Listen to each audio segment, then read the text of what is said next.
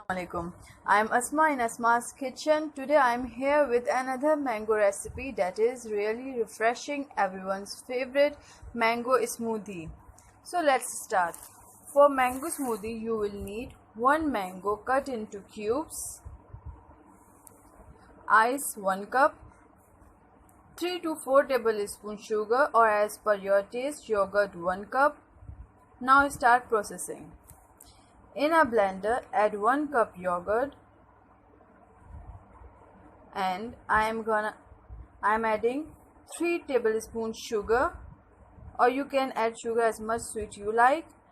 Then add 1 mango cut into cubes, and in last 1 cup ice, and blend everything all together really well.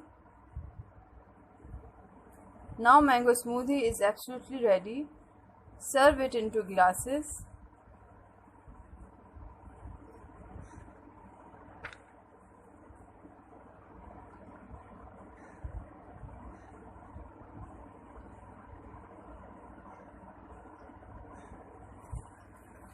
I hope you enjoyed. Like if you like this recipe, leave a comment below. Enjoy and share it with your family and friends, and subscribe Asma's Kitchen for more delicious, quick and easy recipes, and don't forget to click bell icon.